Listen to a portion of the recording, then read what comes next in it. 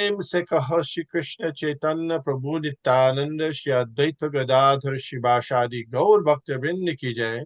जय श्री श्री राधा कृष्ण गोप गोपीनाथ श्याम कुंद राधा कुंद गिरि गोवर्धन की जय। जय वृंदावन धाम की जय। जय नवद्वीप मायापुर धाम की जय। जय गंगा माई की जय। जय जमुना माई की जय। जय तुलसी देवी की जय। जय भक्ति देवी की जय। जय श्रमवेता भक्त वृंद की जय। जय गौर प्रेमानंदे। हरि हरि बोल। All glories to the assembled devotees. Hare Krishna All glories to the assembled devotees. Hare Krishna All glories to the assembled devotees. Hare Krishna All glory to Sri Sri Guru and Sri Gauranga Hari Hari Bol. Nama Om Vishnu Padaya Krishna Prishtaya Bhutale Shrimate Bhaktivedanta Shami Iti Namane. Namaste Saraswate Deve Gauravani Pracharine Nirvishesha Shunyavadi Paschatya Deshatarine. Om Namo Bhagavate Vasudevaya. ओम ॐ नमो नमो भगवते भगवते वासुदेवाय। वासुदेवाय। Om Namo Bhagavate Vasudevaya. ओम ॐ नमो नमो भगवते भगवते वासुदेवाय। वासुदेवाय। Om Namo Bhagavate Vasudevaya. ओम ॐ नमो नमो भगवते भगवते वासुदेवाय। वासुदेवाय। We are continuing our study of the Sri Caitanya Caritamrita, chapter 17, the Lord's activities in his youth. And here we are, text 142. উদ্ধত লোক ভাঙে কাজীর ঘর পুষ্পবন, বিস্তারি বর্ণিলা ইহা Das Vrindavan. Naturally, some of the people who were very much agitated began to retaliate the Kaji's actions by wrecking his house and flower garden. Srila Vrindavan Das Thakur has elaborately described this incident. So what were the Kazi's actions that the devotees here were retaliating for? He didn't want the Sankirtan to go on around the villages. Yes, that was one major thing. He stopped Sankirtan. Anything else?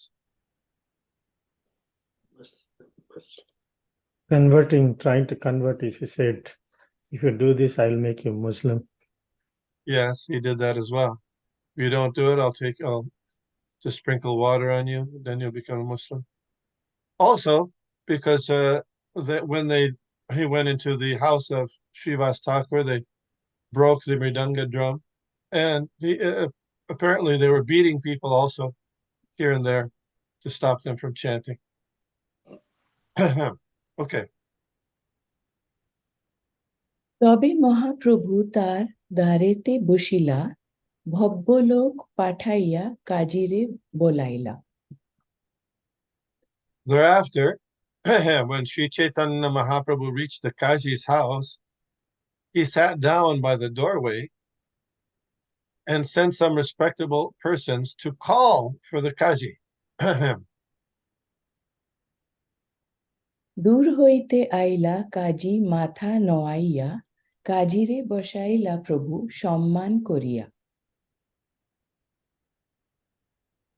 When the Kaji came, his head bowed down, the Lord gave him proper respect and a seat. Purport. Some of the men in Sri Chaitanya Mahaprabhu's civil disobedience movement were agitated because they could not control their minds. But the Lord was thoroughly peaceful, sober, and unagitated. Therefore, when the Kaji came down to see him, the Lord offered him proper respect and a seat because he was a respectable government officer. Thus, the Lord taught us by his personal behavior in pushing our Sankirtan movement of Krishna consciousness. We might have to face difficult days, but we should always follow in the footsteps of Sri Caitanya Mahaprabhu and do the needful according to the time and circumstances.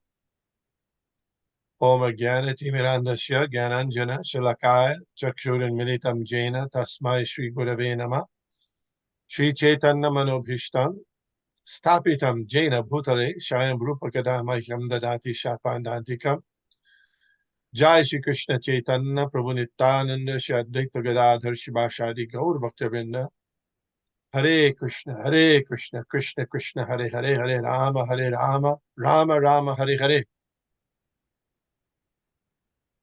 Before speaking, I'd like to ask the permission and blessings of all the devotees, and particularly those who are senior by age or advancement in Krishna consciousness.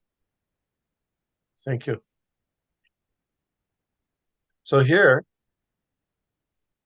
we see the Lord when he actually called Chankazi, or had Chankazi called, he was peaceful, sober, and unagitated.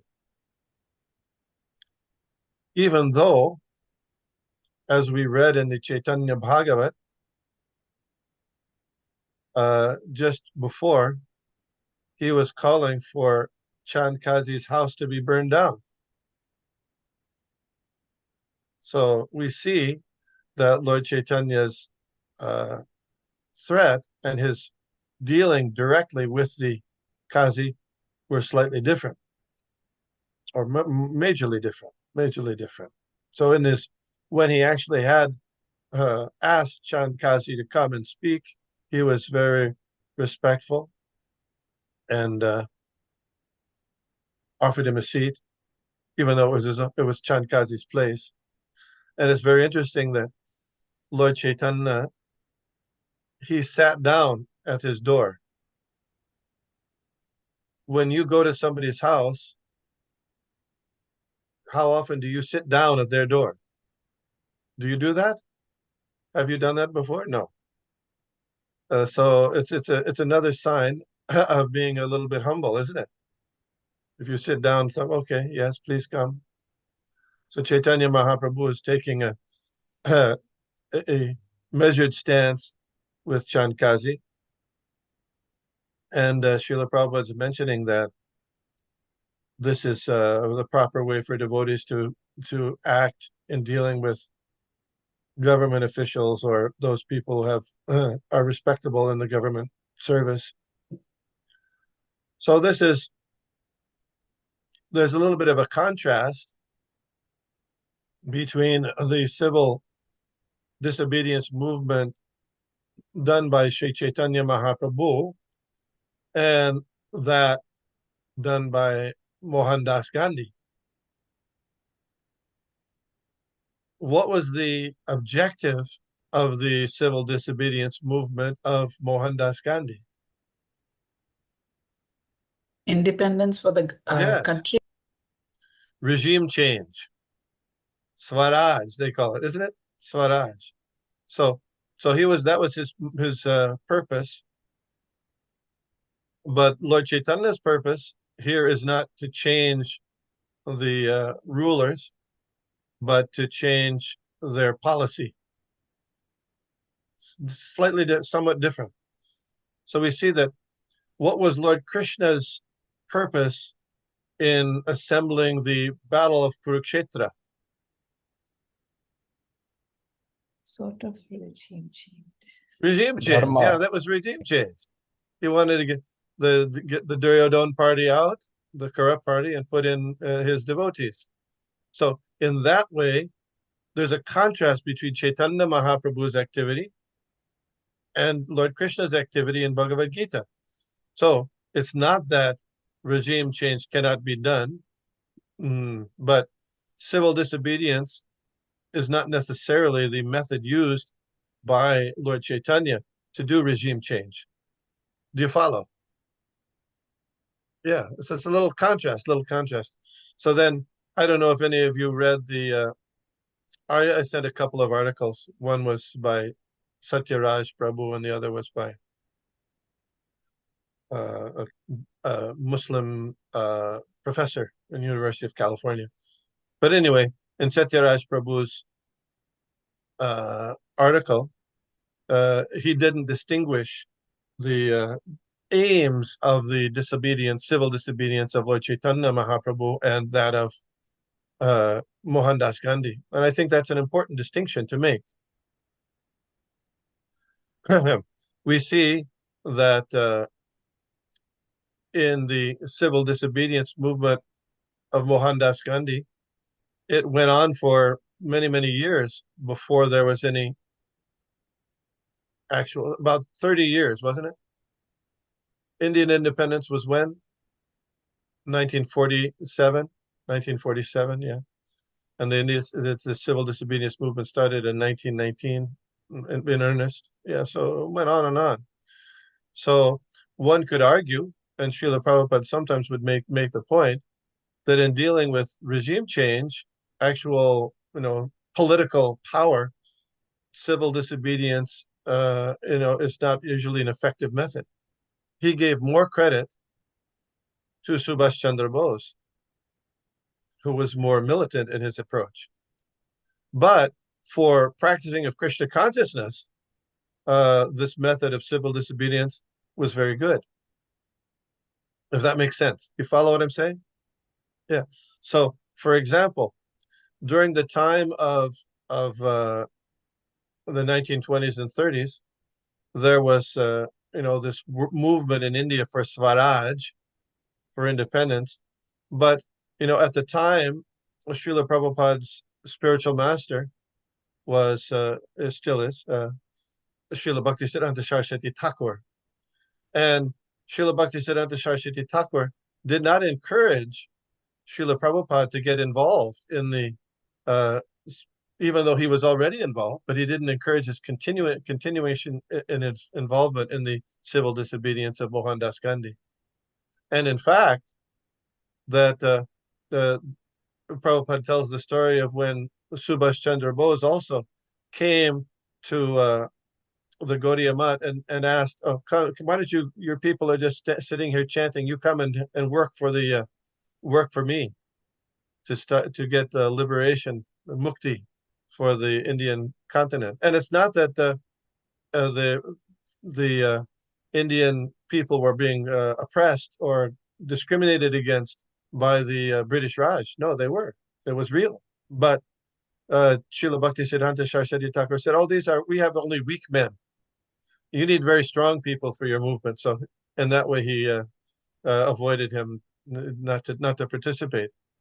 And the reason was that because the government at the time, they gave no hindrance to the propagation of the Sankirtan movement led by Srila Bhaktisiddhanta Saraswati Thakur at that time, following Lord Chaitanya. So there was no hindrance to the practice of Sankirtan, contrasting what was occurring here at the time of Chaitanya Mahaprabhu. Does that make sense? You follow? We're comparing and contrasting these two different situations. So that's a very interesting point. Anyway, what do you think? I Any have a comment? point. Yeah. What? Thank you. Go ahead. Thank you for bringing that.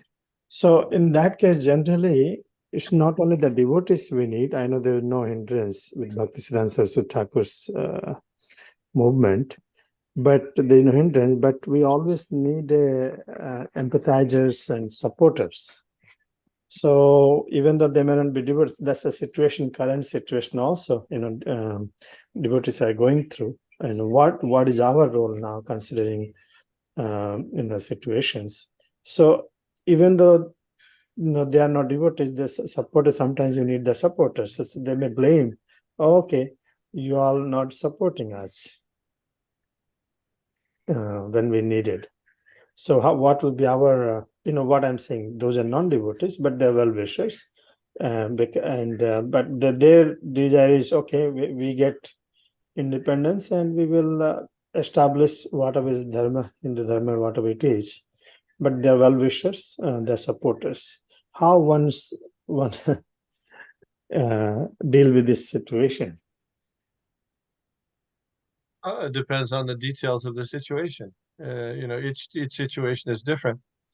And so when India became independent, was it the result that religious principles were enhanced at that time? I don't think so.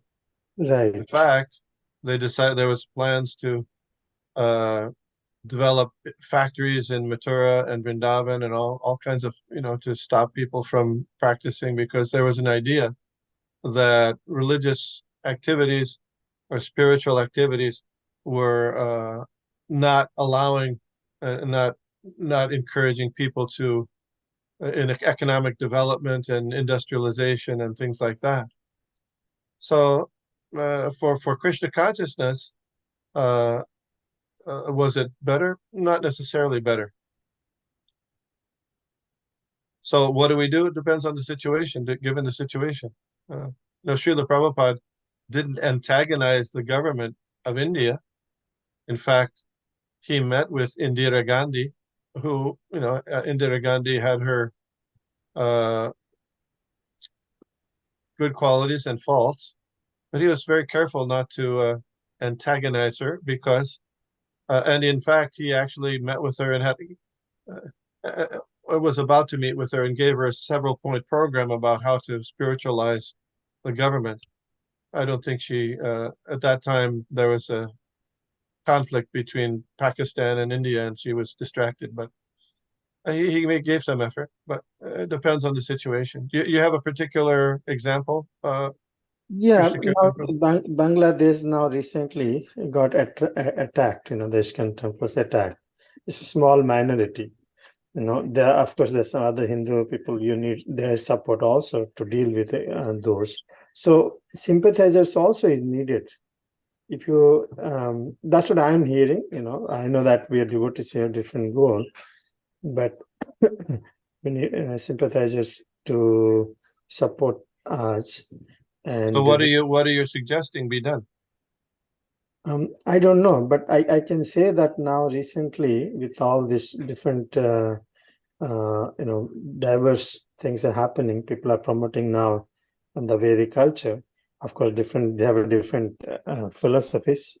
While promoting good thing, they're promoting bad also. But at the same time, the philosophy is okay. At least support each other. That's the culture is going on. We don't want to be the left out within a large society now also. So Yeah, we don't want to be left out, nor do we want to become involved in material activities either. Material activity, yeah, that's the interesting thing, because while we are not living in the forest, and we do day-to-day work, we work in the society, taking different positions. So even though our activities are offered to Krishna, but still we are engaged in day-to-day same contribution part as others do. So we cannot separate ourselves being part of the society. Yeah, we're part of the society, and we're the part of the society that says, please chant Hare Krishna, and please read Bhagavad Gita, and don't become too much. You do your jobs and your occupation and things, and if you have a political statement, do that. But we like when there was the Occupy movement. Remember that about 10 years ago? Occupy Philly, Occupy New York. There was a demonstration all over the country because for various reasons. So we also went there and showed our solidarity. How? By chanting Hare Krishna and distributing prasadam. Yeah, we said so that we distributed prasadam to the people there. Some people were worried, oh, we're making a political statement. No, the political statement we were making was, if you want peace, if you want to work together in a equitable situation, the philosophy is there, but you're not going to do that without. It's not going to be a lasting situation unless we have God consciousness. So I don't know, that was the situation at that time, and maybe things in different places are different. What can do, I don't know, but that principle, I believe, Srila Prabhupada emphasized. Even the first Sankirtan party, there are different views. You know this about when the first Sankirtan party in the West was. Some people say it was at Tompkins Square Park, and in fact, there's a plaque to that effect, saying this was the first Sankirtan party. There's a particular elm tree there that there's a picture of Srila Prabhupada, and maybe you've seen that elm tree.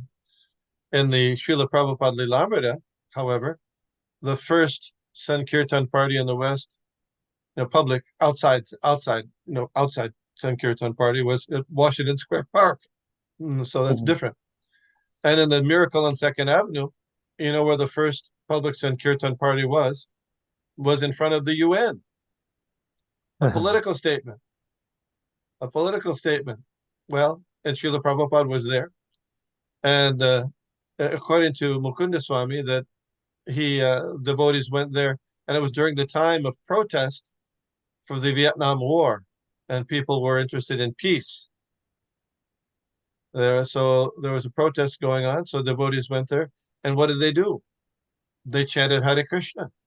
They chanted the Maha Mantra, and they gave out leaflets. That's where the tract, the peace formula, was written for that particular demonstration. Well, what does the peace formula say? It's Krishna consciousness. The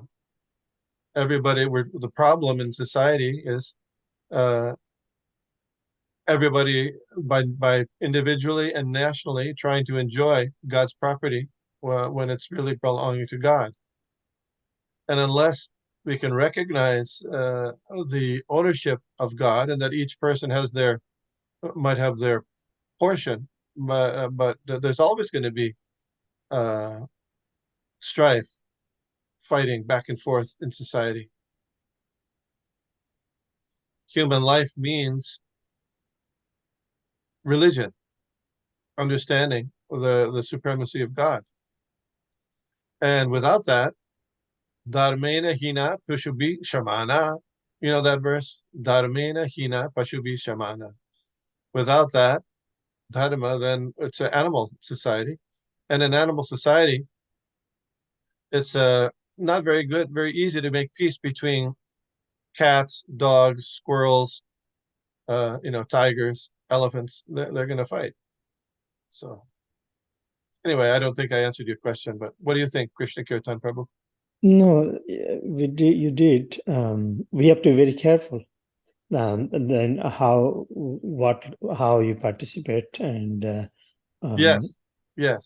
we don't want to create a society we are a supporter of this or supporter of that. Rather, we are there. We don't create animosity with anybody. Rather, give the highest principle. I think that's what I understood. Yeah, that's my understanding of how Prabhupada encouraged. Although, at one point in like 1972, Srila Prabhupada was encouraging devotees to run for office. That's a very interesting point. And they developed a party called the In God We Trust Party. And the devotee named Balavanta Prabhu ran for mayor of Atlanta on the platform of Krishna consciousness. And my godbrother Balabhadra Prabhu, he knows in detail about that campaign, and he got a few votes. But the point was that it was a platform for preaching, and many people appreciated the preaching of Krishna consciousness, even though he didn't win the mayor's position. Hmm. Yes. So those are just some points. Yeah, then again it's contrast and Yes, time yes. circumstances. You can Yes.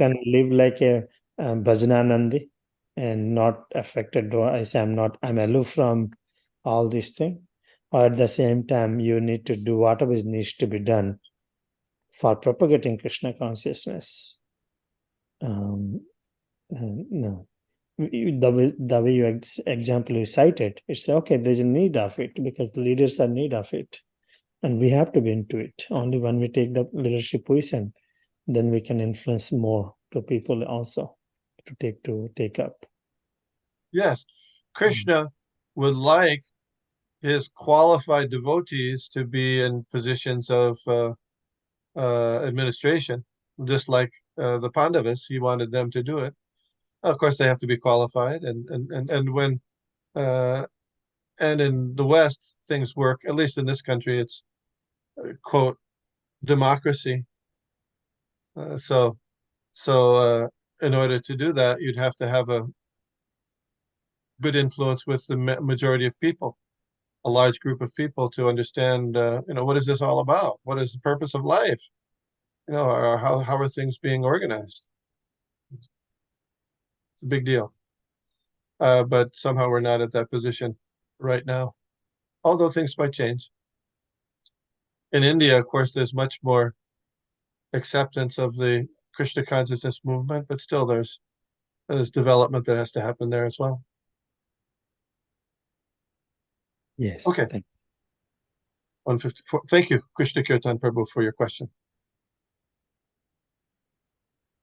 প্রভু বলেন, আমি তোমার আইলাম অভ্যাগত, আমি দেখি লুকাইলা, এ ধর্ম কে মতো?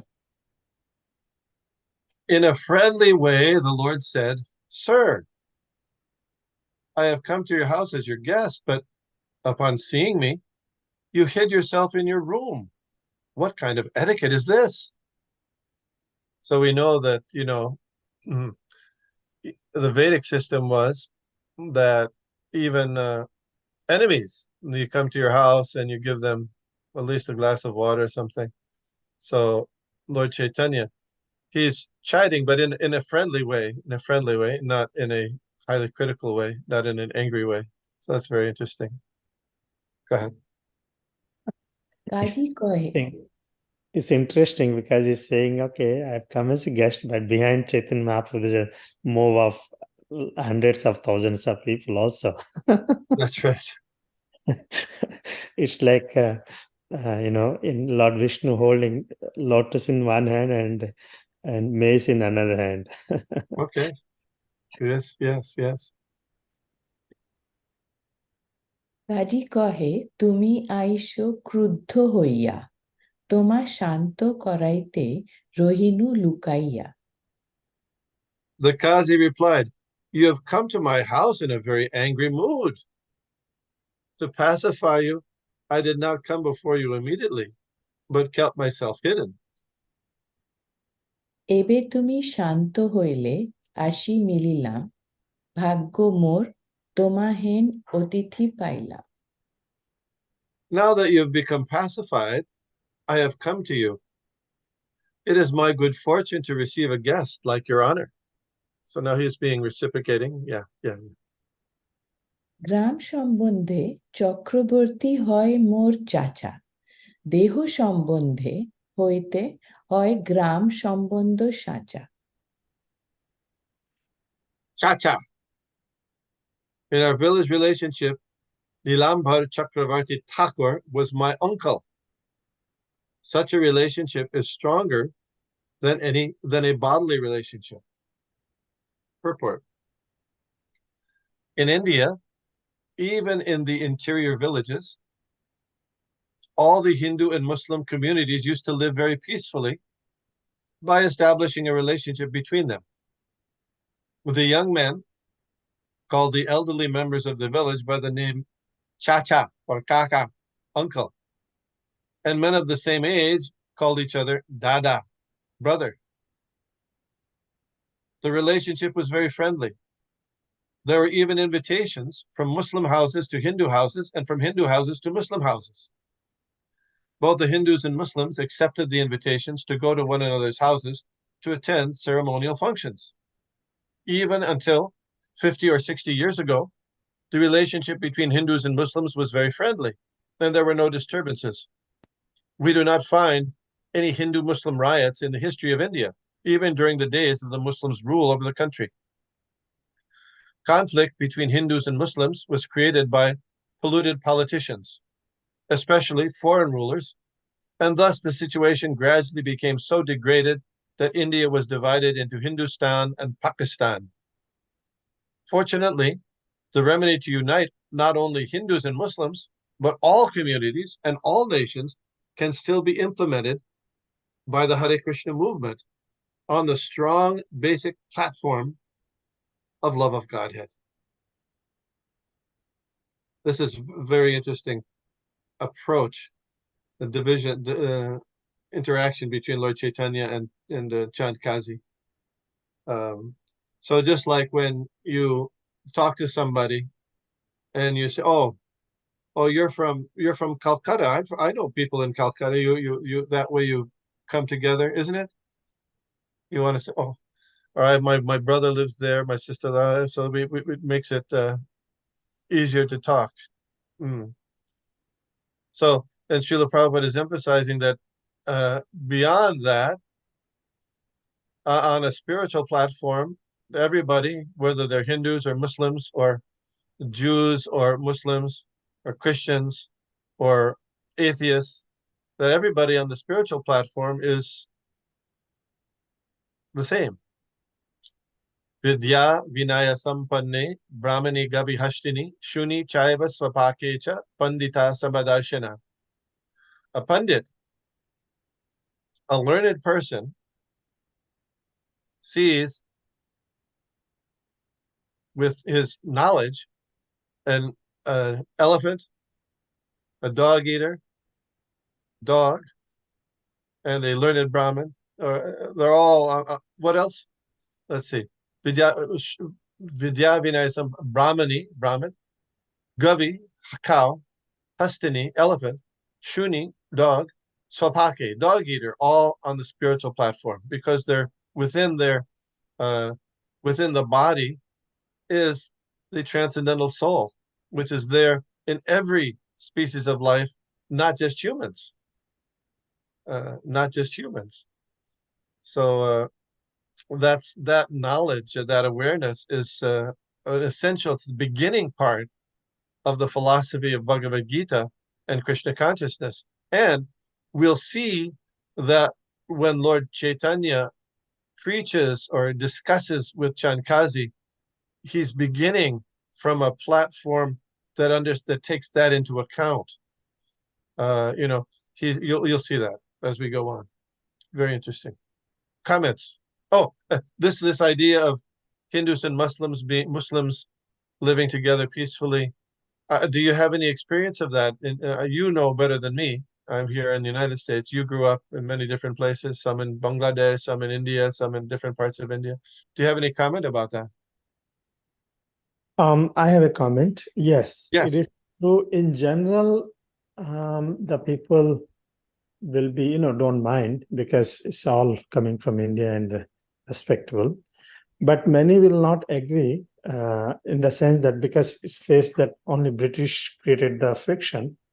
But, in our Krishna conscious movement also, we see Aurangzeb destroyed our temples and South India, Ranganath temple and many other incidents happened that Muslims suppressed and, put taxes, all these things. So many will not agree with this situation, saying that, yes, they were all that time, only British did it or something like that. I don't know, that's I'm sharing. Yes, of course, just like in any nation, there's the administrators of the state and there's the regular people. There's a famous book, All Quiet on the Western Front. Have you ever heard of that one? It's a Yes. description. It's a description of, the World War I and the Germans and the Allies, mostly Americans at the time, and you know, both sides. They're just ordinary people. They have no reason to be have anger at each other. But it's the administrators for other purposes that they're from some economic purpose and some political purpose there. So when uh, at a certain point people realize that it's very helpful. So yes, Muslim rulers caused trouble for the Hindus, no doubt. Although nowadays those who are historians, especially Muslim historians, they're trying to rewrite that history and say, "Oh no, Aurangzeb was a nice guy." You know that? It's a very big movement nowadays. He was a nice guy. You didn't know. Yeah. So yeah, the rulers, they're a different situation than the ordinary people. And of course, you grew up. This was written in 1974, 73, and 60 years before that was 1920. In 1910, when Srila Prabhupada was young. So he experienced this more than you might have experienced it later, 50, 60 years later, 70 years later when you were growing up. Does that make sense? And your point that, what was you made another point. Oh, about the British dividing and causing agitation between the Hindus and Muslims. Well, that's a political ploy that they use, strategy that was used not just by British. They used it all over their empire at the time. The United States also uses that empire, the same tactic. When they were in Iraq, there are the Sunnis and the Shias, and so the United States, oh, we have to stay here because otherwise they'll just kill each other. The Sunnis, but at the same time, behind the scenes, they were causing, because uh, fomenting fomenting tension and conflict. So, I mean, that's a basic that's a history point, and you can read about that history.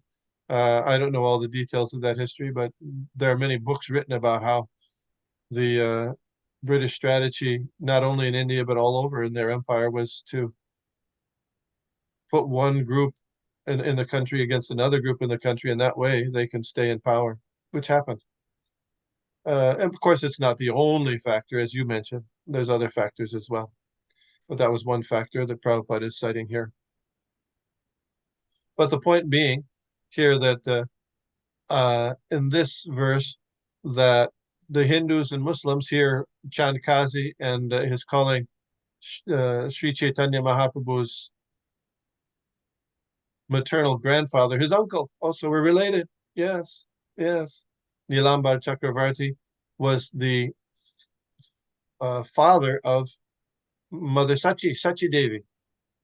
And Sachi Devi is Lord Chaitanya's mother.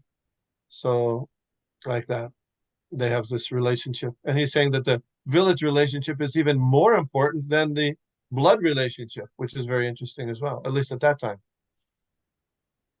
Isn't it true that here, you people that come and they see, I've seen it among people and from different parts of India, they say, oh, we're from the same village, and they call themselves brother. Isn't it? Don't they do that? Anyway, I'd like to get comments from the group here. Yeah. Hare Krishna, Prabhuji. Yes. I want to say that I lived in different places in India. My father was in Air Force, so Kanpur, Pune, all different. So we lived with people from different states. So we always have no discrimination. And one time in Kanpur, when we used to live, we had a neighbor, Muslim neighbor, and they were very nice. Always, I still remember on Eid, she used to bring us like big plate of preparation. So always she used to give us. So she was very kind and nice to us. We had no discrimination that time. Now, as a devotee, sometimes I don't know. I will be nice and little difference. I see. But I still remember them. Those family, they were very nice to us. Yes, yes. Thank you. Yes. Thank you. Hare Krishna. Hare Krishna, who's this? Shashi Shekhar Ah, Das. Shashi Shekhar Prabhu. This last sentence in the purport, fortunately, the remedy to unite not only the Hindus and Muslims, but all communities and all nations can still be implemented by the Hare Krishna movement on the strong basic platform of love of Godhead. It seems that the challenge in the practical execution of this is the difference in philosophical understanding of the supreme truth, specifically with regards to Muslims and Hindus. So, how could we convince the Muslims that the love of Godhead is the supreme absolute goal of life when they accept something different? That's one question. And then the other question is, in the current kind of understanding of the ISKCON movement, at least in the United States, it's looked at as like a Hindu movement, at least from the outside. So we've kind of gotten lumped into this category of a religion that is a sect, or a sect of Hinduism, which puts us in a kind of category which doesn't tend towards unity. It tends towards separating us from the rest of everyone else. So I wonder, is that the right thing, or how can we move towards more unity as opposed to sectarianism, which in some ways it seems like that's how we're viewed, at least from the public? Yeah, well, the public will view us in whatever way they do. But you made two questions. Your first question was, how do we convince Muslims that the real goal of life is love of God? Well, I'm not sure that the Muslims don't have that as their goal. I'm not a Muslim scholar, but as far as I understand, Islam means surrender to God. So that's the first beginning of love. So I'm sure that I wouldn't be surprised in my speaking with, the few Muslims that I have spoken with, that they have a respect for the platform of love of God. So the differences, we'll begin with the differences. Some of the differences are, what is the conception of the soul from from a Muslim or a Christian viewpoint, and the not just a Hindu viewpoint, but a Vedic viewpoint. That's an important point. Do animals have a soul, or do only humans have a soul? So, and then there's various sects of Muslims also. Well, we can argue very cogently that all life has soul, and that even the animals, and the life is never created by a combination of chemicals. That's not a Hindu or a Muslim or a Christian argument. That's the argument of Bhagavad Gita, right? Does that make sense? Yes. I mean, bringing it back down to the basic understandings. We're not the body, we're the soul. These are the beginning. The Krishna begins with these points, and the soul, is our real identity. You and I, we're transmigrating through this life in different bodies, and at the end of this life, according to our consciousness, we get a new body. Is that a Hindu concept? Yes, but it's also a, a, a fact that can be argued and supported by evidence. So these two basic points we can discuss, and I find that people are very interested when we discuss these basic points. And then beyond that, what is the nature of God? If people say they got to surrender to God, or we say people have to love God, so is God a person or not a person? Another very, very basic point. Is God a person or a not person? So what do the Muslims say? What do the Christians say? Ultimately, in the Old Testament and of the Bible, there's a lot of contradictory information about the nature of God. Sometimes it says nobody's ever seen the face of God, but other places it says you can see God face to face. So it can be interpreted in various ways, but what's consistent with, Bhagavad Gita and the Krishna consciousness view is that, God, in order to love God, in order to have, to surrender to Him, there has to be a person. So these basic points, I think, will be helpful for us to be at least understandable by people who come from various backgrounds, if we stick closely with those points in our preaching. Of course, yes, devotees are different. Devotees are different. Hare Krishna devotees are different. Yes, you look different. You chant Hare Krishna, but that's not a bad difference. That's a good difference, and anybody can also become like that too. That's fine. You can also be. It doesn't matter if you're from a Hindu background, a Christian background, a Muslim background, and you can stay that way. But just chant Hare Krishna and chant the names of God. So then, in the Rath Yatra festival, should we invite a bunch of people to come and chant the 99 names of Allah as part of the festival? What do you think? Srila Prabhupada had the devotees chanting in Iran the names of Allah, right? Oh, really? I didn't know that. That's very interesting. I didn't know. Yeah. It's from one of the I don't know, there's that point, there was like an uprising there, and I think they were in Iran at that time, and yeah, he advised them to do that. 1976. Mm-hmm.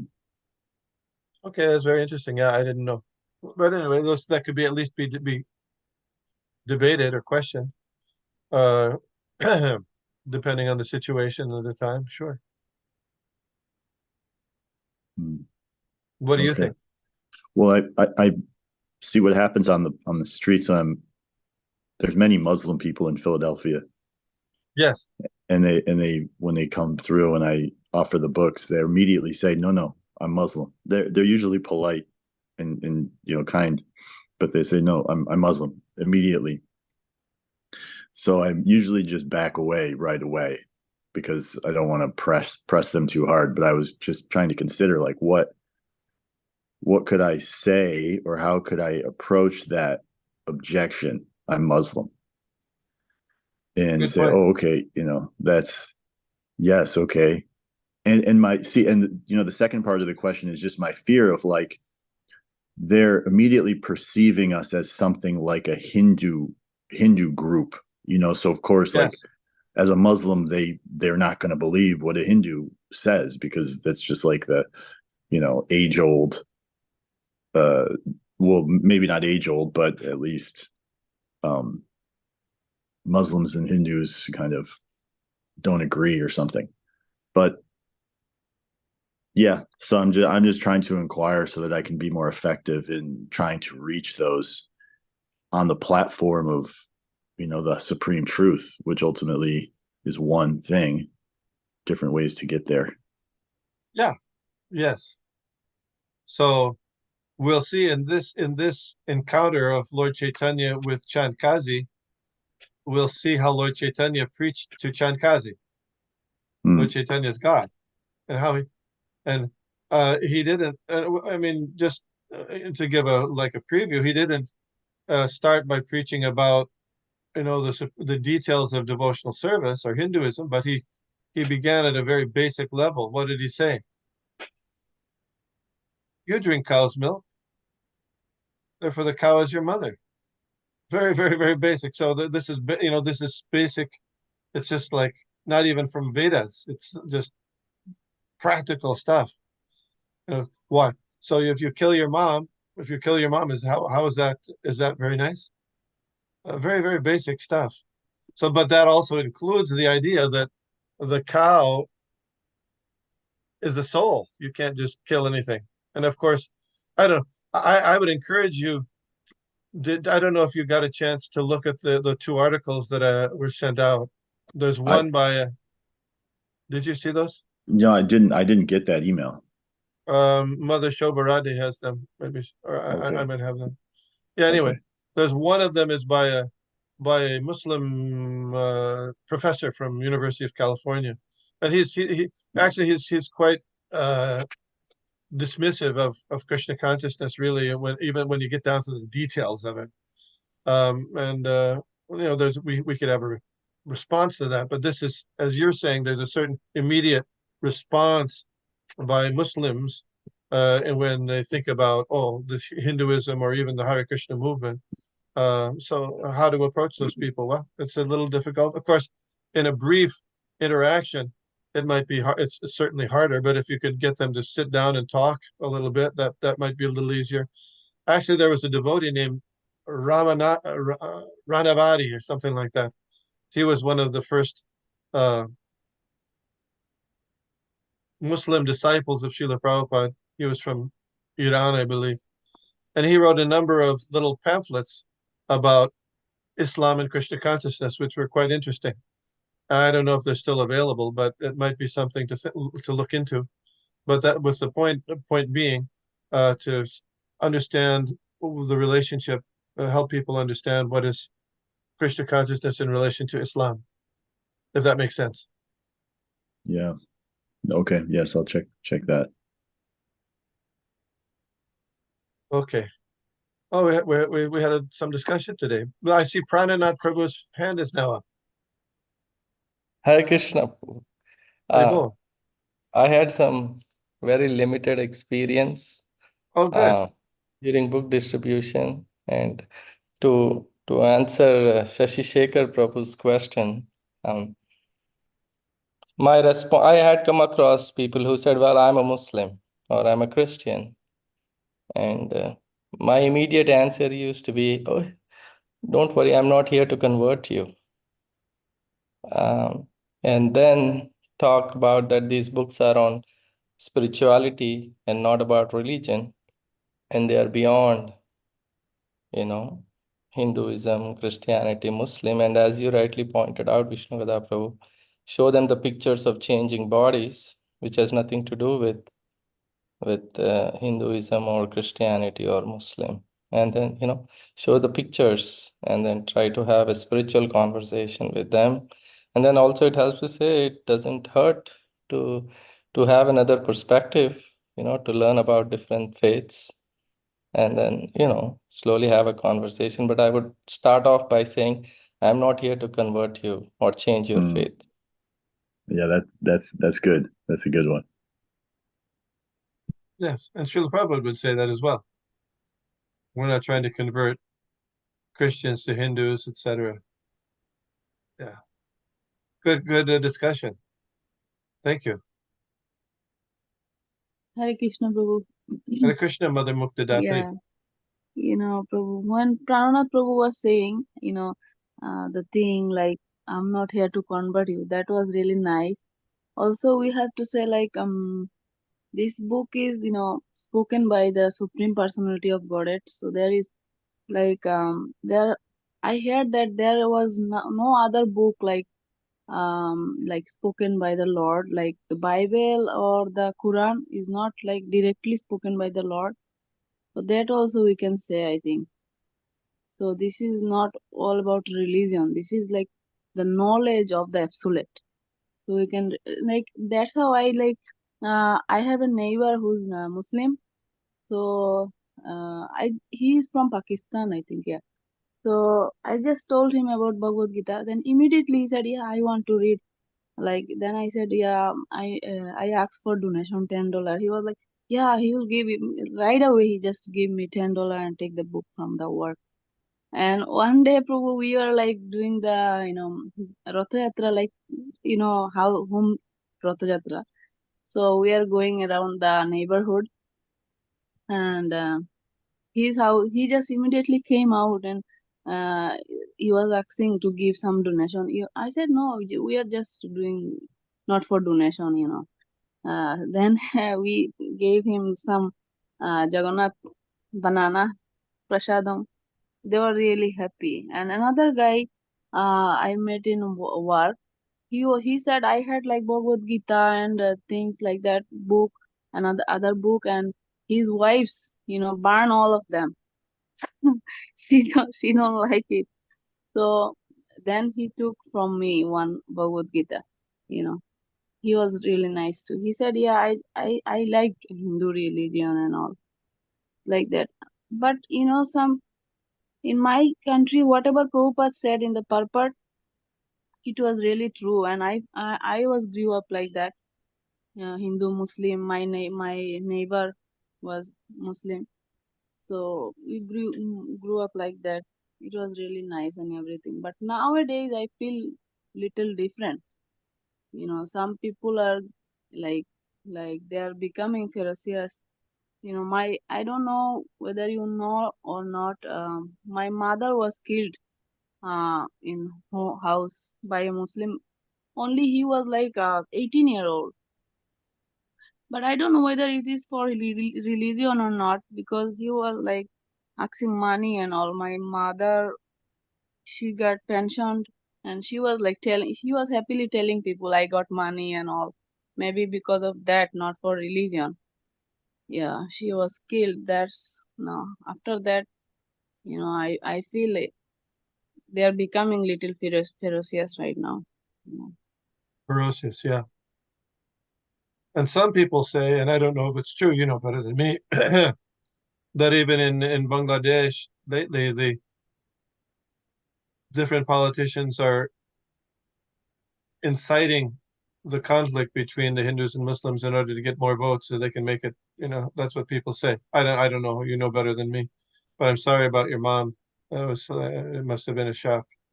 But as you say, it's Yeah, not just not just religion, but also most of the time, religious wars or all kinds of wars. It's supposed to get stuff, to get land, to get access to oil, to get access to water, to get access to markets. This is the story of the material world. To get more stuff, take more than your share. but all the Muslims, I feel like they think their religion is better. Yes, They are and we doing the think our best. religion is better. Yes. Yeah. So But so so they will say Allah, Bhagavan. You say Bhagavan, and we say Allah is the same. But yeah. they think it's like they are doing is better. Nam nam. So then, okay, the basic where basic points are, you know, we're not the body. The body and the soul are different. And in I won't think you'll find clear understanding of that point in any other philosophy or religion. You don't find that clearly. It's they'll say that's a mixture of things and all kinds of different stuff. You'll find they don't have a clear conception of the soul. Bhagavad Gita says there's five things, right? Five things that explains it very carefully, directly. Who is the person, the living being? Who is God? What is activity? Time. What else? This material world. Yeah, Prakriti. isn't that what's that? Pranav, go ahead. Sorry, I just said Prakriti.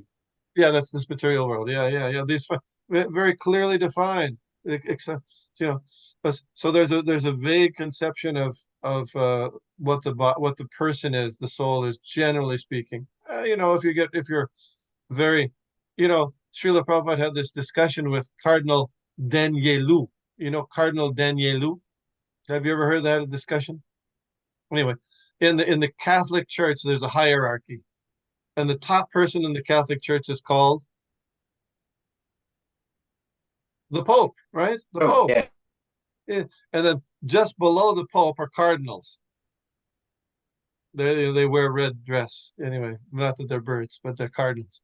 Anyway, they're very, and so Srila Prabhupada had this discussion with Cardinal Danielu, And Srila Prabhupada immediately talked, like Lord Chaitanya talked with Chandkazi, he immediately said, what is the idea of the soul? You say in the Bible, it says, thou shalt not kill. Lo tirtzak actually is the Hebrew there, lo tirtzak, which means killing animals, but you're killing. So then Cardinal Danielu goes on about how, well, in the Bible, what we understand, it's not in the Bible, what we understand is there's a different kind of soul. There's an animal soul and a human soul, and they're different. And then Srila Prabhupada goes on, not from Vedic, but he just goes on in logical, to what makes you think that they're different? What makes, So anyway, it's a very interesting conversation. Cardinal Danielu, Catholic Cardinal, yes. Probably not, Prabhu. You said something to say? Yeah. So if you're done, Prabhu. Yeah, sure. I just remembered one experience. Many years back went out for book distribution in Delaware with family and with children, many children and other mothers, and door to door. And a Muslim person opened the door. Yeah. And he was very happy. He happily received the Bhagavad Gita. And he said, I also want to give you a gift. And he gave a Quran as a gift. Okay. But Prabhu, I had one question. Sorry, go ahead. Yeah. It's interesting.